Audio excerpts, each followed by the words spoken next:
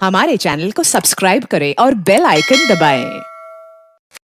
बात आती है तो उस वक्त इलेक्शन कमीशन बावजूद ये हमें नहीं पता, वो हमें तैयार नजर नहीं आता, जबकि इस आईनी इदारे का मकसद ही ये है कि जब भी आईनी वक्त के तहत 60 दिन हो कि 90 दिन हो इलेक्शन कराना हो तो वो तैयार हो। ये बिल्कुल उसी तरह है जनाब चेयरमैन, जैसे फौज एक अदारा है। फौज हर वक्त हालत अमन में भी तैयार रहती है कि अगर कोई हालत जंग आ जाए, वो उस वक्त ये नहीं होता कि वो कहें कि हमें अभी तैयारी के लिए वक्त चाहिए। बिल्कुल इसी तरह इलेक्शन कमीशन की भी ये जिम्मेदारी है कि वो हर वक्त अपने टाइम पर इलेक्शन कराने के लिए जो भी आइन के अंदर है तैयार रहे। हमें ये दोनों चीजें नजर नहीं आ रही, हमें ये दोनों चीजें नजर नहीं आई।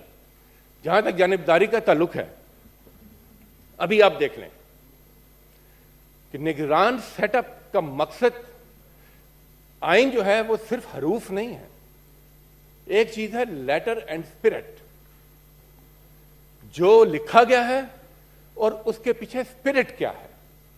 तो ये जो निगरान वजीर आला का सारा अमल है, ये है कि ये चीज इसको यकीनी बनाया जाए कि गैर जानिबदारी हो, निगरान वजीर आला भी गैर जानिबदार हो, ताकि एक गैर जानिबदार सेटअप हो जिसके तहत एक ट्रांसपेरेंट मुनसिफाना इलेक्शन हो सके।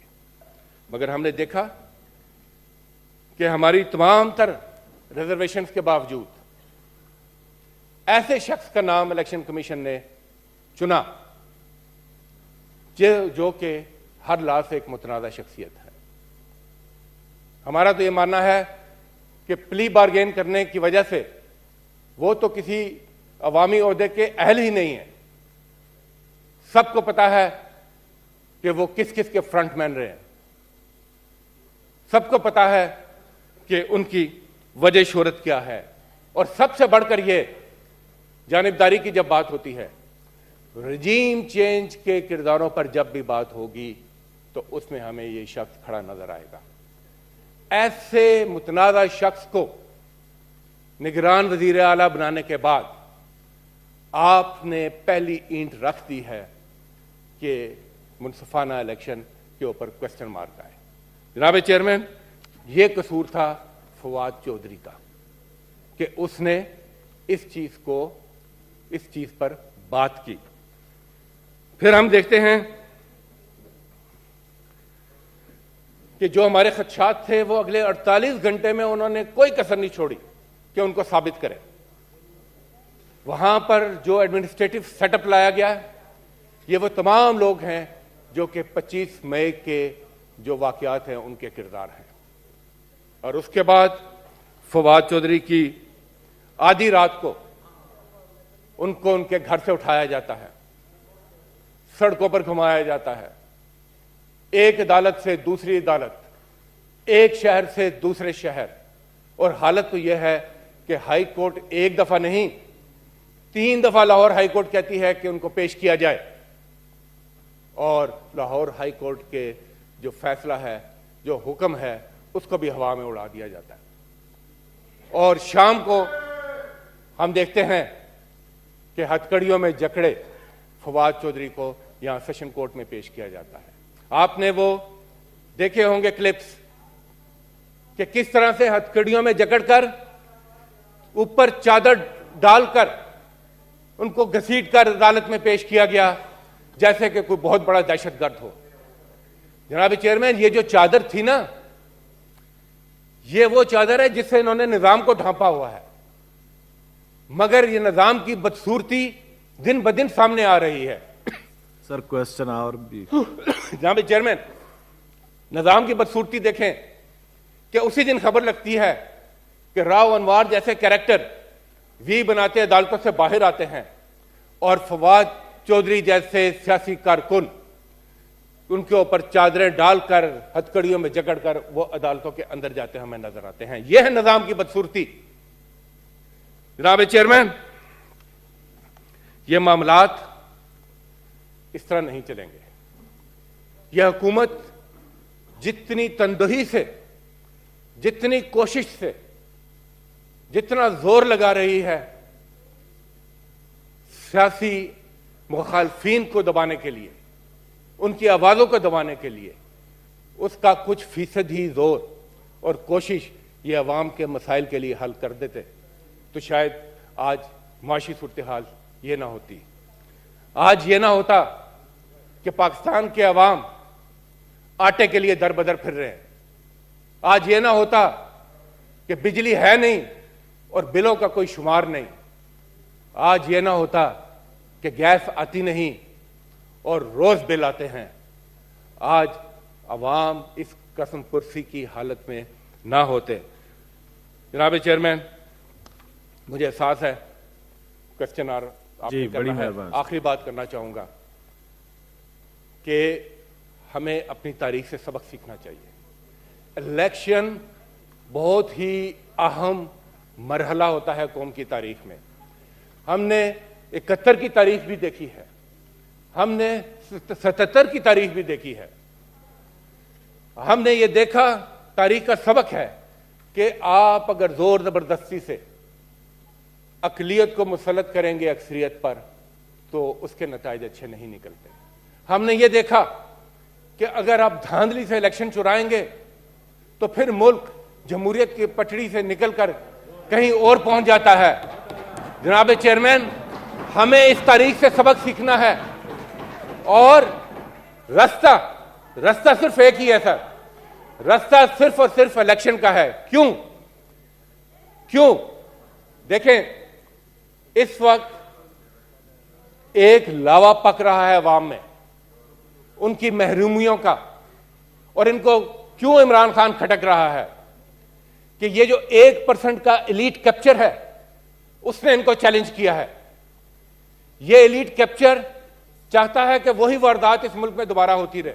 जी, इलेक्शन चुराओ, इख्तिदार में आओ, अपने बंदे बिठाओ और एक दूसरे की जेबें भरो। यह है इनकी सियासत और यह है इनकी जमहूरियत, जिसको ये बेहतरीन इंतकाम कहते हैं। ये वाकई इंतकाम है पाकिस्तान के अवाम से। इमरान खान बात कर रहा है कि ये जो पाकिस्तान के अवाम है इनको एम्पावर किया जाए, जो जमहूरियत की असल रूह है इनको उठाया जाए। आप देख लें, ये जो मैंने नक्शा खींचा है ये अभी केयरटेकर में आपको नजर आ रहा है।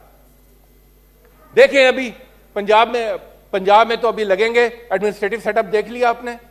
केपी में भी अभी देख लें कि जिस तरीके से जो मयार और काबिलियत वहां पर तय हो रही है और जो हम चेहरे देख रहे हैं वो खुद बहुत सारे सवालात का जवाब देते हैं। आखिर में मैं ये कहूंगा, इमरान खान ने इस निजाम को चैलेंज किया है पाकिस्तान के अवाम के लिए, और पाकिस्तान के अवाम और इमरान खान के साथी उनके साथ खड़े हैं। ये जो गला सड़ा निजाम है जो सिर्फ और सिर्फ एलीट के लिए बना है उसको उखाड़ने के लिए और पाकिस्तान के अवाम को एम्पावर करने के लिए, पाकिस्तान के अवाम का जो इलेक्शन का हक है उनको दिलाने के लिए और उनको इक्तदार की मसरत पर बिठाने के लिए बहुत बहुत शुक्रिया। सर क्वेश्चन आर अगर ले लूं उसके बाद मैं टाइम दे दूं। यूसुफ रजा गिलानी साहब, यूसुफ रजा सर, उस पे तो मैं पूरा बिल्कुल आपको टाइम दूंगा, आप बेफिक्र तशरीफ रखें, दे दूंगा सर। जी यूसुफ रजा गिलानी साहब। चेयरमैन साहब, सर क्वेश्चन आवर अभी करना है, फिर उसके बाद मैं टाइम सबको दूंगा। आज मैं इधर ही हूं, आपके साथ बैठ जाऊंगा। जी साहब, ये क्वेश्चन आवर का टाइम है।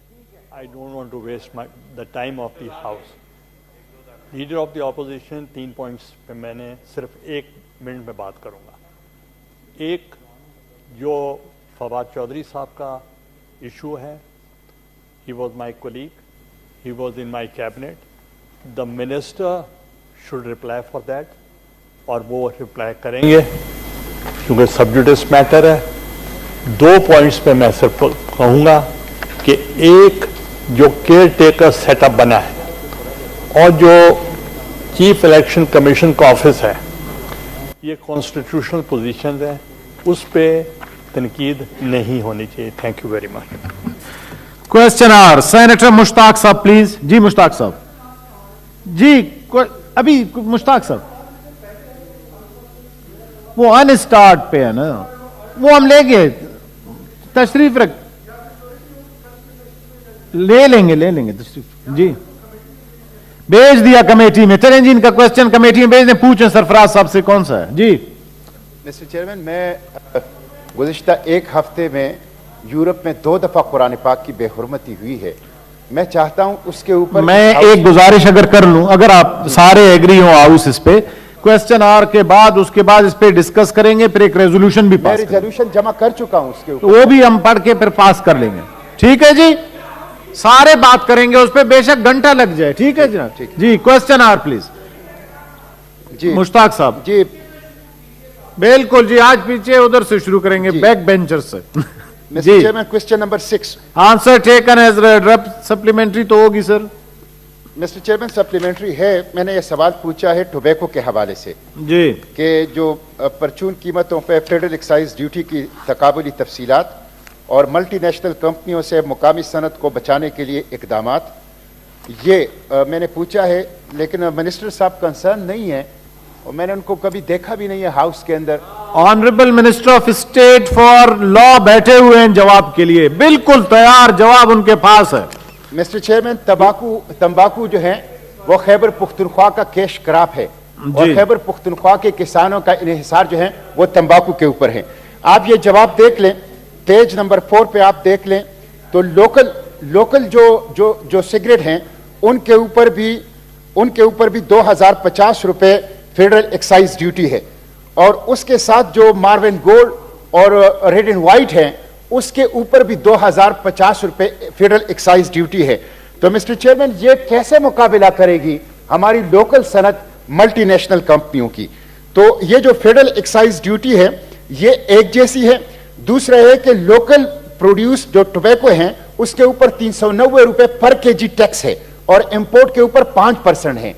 तो इससे तो लोकल सनत आप तबाह कर रहे हैं और लोकल सनत जब तबाह हो जाएगी तो मल्टीनेशनल कंपनियों की इजारादारी हो जाएगी, तो मेरे ग्रोवर का इस्तेहसाल होगा, टोबैको ग्रोवर का इस्तेहसाल होगा। तो आप मुझे बताएं कि पाकिस्तान के अंदर जो एक सिगरेट तैयार होता है, आम सिगरेट जिसकी बहुत थोड़ी कीमत है, वो और रेड एंड व्हाइट और मार्विन गोल्ड के ऊपर आप एक जैसा फेडरल एक्साइज ड्यूटी और 390 रुपए पर केजी टैक्स आप लगा रहे हैं, तो लोकल सनत कैसे पिनपेगी, वो कैसे ग्रो करेगी मिस्टर चेयरमैन? तो मैं समझता हूं कि बहुत जुल्म हो रहा है और मल्टीनेशनल कंपनियों की। सर अभी आपकी क्वेश्चन प्लीज, तकरीर क्वेश्चन क्या था? आप इसकी वजाहत कर लें जी। Honourable minister of state for law please. Chairman साहब, मुश्ताक साहब माशाल्लाह बहुत सीनियर सेनेटर्स हैं और ये अच्छी बात है कि इस किस्म के क्वेश्चंस वो रेज करते रहते हैं, लेकिन ये जो सवाल उन्होंने किया है ये है फेडरल एक्साइज ड्यूटी के मुतालिक उन्होंने पूछा है, प्राइसेस के मुतालिक पूछा है, और लेकिन ये इन्होंने सवाल पूछा है नेशनल फूड एंड सिक्योरिटी जो है मिनिस्ट्री से सर। तो मेरे ख्याल में ये इनफैक्ट इनको सवाल जो है FBR से मुतालिक था, वहाँ पे डालना था, लेकिन उसके बावजूद हमने यहाँ पे ये जवाब दे दिया है सर। ये देखें यहाँ पे ये जो कहते हैं जी कि इम्पोर्टेड जो हैं सिगरेट्स जो हैं उसके लिए हमने ये इनको कहा कि जो सेल टैक्स है लोकल और जो इम्पोर्टेड हैं दोनों के ऊपर 17% जो इक्वल है, लेकिन जो फेडरल एक्साइज ड्यूटी है इम्पोर्टेड के ऊपर उसको फिक्स कर दिया गया है। मिनिमम जो है चार्ज 65% उसके ऊपर जो है वो ड्यूटी जो है सर उसके ऊपर वो रख दी गई है। और इस लिहाज से अगर आप देखें सर, हमने अपने जवाब के अंदर ये लिख दिया है कि लोकली प्रोड्यूस जो सिगरेट्स होंगे अगर वो उनकी प्राइस कितनी होगी तो उसके ऊपर जो उसके फेडरल एक्साइज ड्यूटी है 5,200 रुपये लिखा है, उससे जो नीचे जो प्राइस होगी उसके ऊपर 1,650 रुपये जो है वो की गई है। तो मैं ये समझता हूँ कि ये एक लिहाज से ये सोचना कि जो लोकल मैन्युफैक्चरर्स हैं और जो इम्पोर्टेड सिगरेट है वो गलत है। तो मेरे ख्याल में जो है ऑनरेबल सेनेटर साहब को इसको अगर आप कहें तो मैं फाइनेंस से मंगवा लूं जवाब, अगर आप मुनासिब समझें। FBR को ये चाइना मिस्टर सिर्फ ये बता रहे हैं एक जैसा साइल्स टैक्स, एक जैसा फेडरल एक्साइज ड्यूटी लोकल के और मल्टीनेशनल के ऊपर। मैं यही पूछ रहा हूं कि लोकल कैसे सरवाइव करेंगे। सर देखिए, अगर सर बात ये है कि जो आपका क्वेश्चन मैं पढ़ लेता हूँ, with the minister of national food security and research be please to share comparative details of federal excise duty. ये सर मैं पहली तो बात मैं ये करूँगा, तशरीफ रखें जी, ठीक है जी सर मैं बिल्कुल मुझे पता है मेरे जहन में जी जी। सर बात ये है कि इसमें फेडरल एक्साइज ड्यूटी के मुतालिक चूँकि ये पूछा गया है, और उसके बाद सेकंड उन्होंने कहा the steps taken for protection of local tobacco industry against the multinational companies in the country. ये सेकंड जो इन्होंने कहा सर। इसके अलावा अगर ये देखें पाकिस्तान टोबैको जो है एक्ट जो है 1968 का ऑर्डिनेंस जो है उसको देख लें, उसके ऊपर बाकायदा वो सारी सेक्शन 8 को अगर देख लिया जाए, इसका जवाब उसके अंदर जो है बिल्कुल जो है मौजूद है। तो मेरा ख्याल ये सर बिल्कुल आपने वजह तौर पे कहा है कि अगर इनको फेडरल एक्साइज ड्यूटी के मुतालिक किसी किस्म की कोई रिजर्वेशन हैं तो वो जो है इनको इस क्वेश्चन को फेडरल जो है FBR को सवाल ये करना चाहिए ताकि इसका जवाब जो आ जाए।